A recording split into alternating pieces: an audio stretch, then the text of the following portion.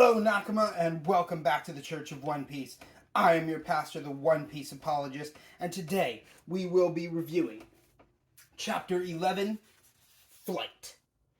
I also just love that the random cover art that Oda drew on there was Luffy racing against a cheetah, because, running, flight, that's what they're doing. I feel like it's probably just a coincidence, but it's fun. It's fun nonetheless. Of course, Zoro cuts down Buggy, no problem, and he's just like, wow, that was easy, and Buggy's crew's just laughing, though. That should have probably been y'all's first clue. Buggy might not be down, right?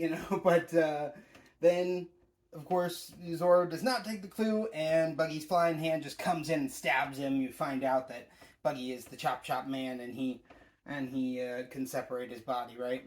Then, of course, Luffy purposely calls Buggy Big Nose. He knows exactly which button to press to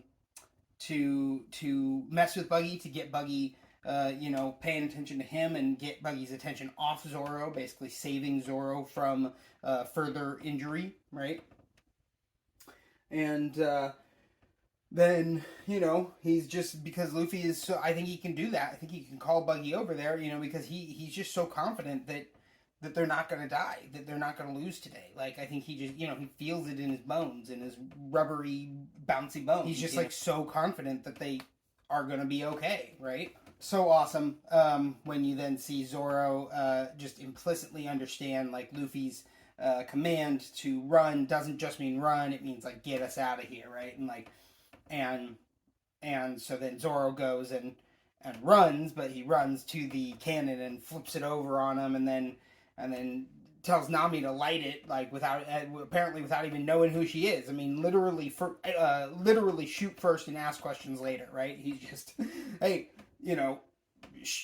blow those guys up, and she does it, right? But, of course, when he's flipping that cannon is amazing. You see the splurt, because, he's bleeding out, and, I really love how Oda very clearly shows that, this extra, this extra injury, this extra exertion is causing more blood to come out, right? And, of course, that will be kind of a pattern that we'll see where Zoro is often nerfed, right? He's very clearly very strong. And I think that, it's just something that sometimes he has to be kind of, grievously injured in order to, have more of a difficult time with this opponent who is honestly probably not as strong as him, So in this case, stabbed in the gut. We'll see how that affects him later, right? And then, of course, they're separated or whatever, and Luffy insists that Nami is their new navigator, no matter how many times she has adamantly refused that position. He is just like, oh yeah, this is our new navigator, by the way, So I thought that was really funny. And I think we're gonna have to start calling Zoro Frank Sinatra, because he's like, I do things my own way.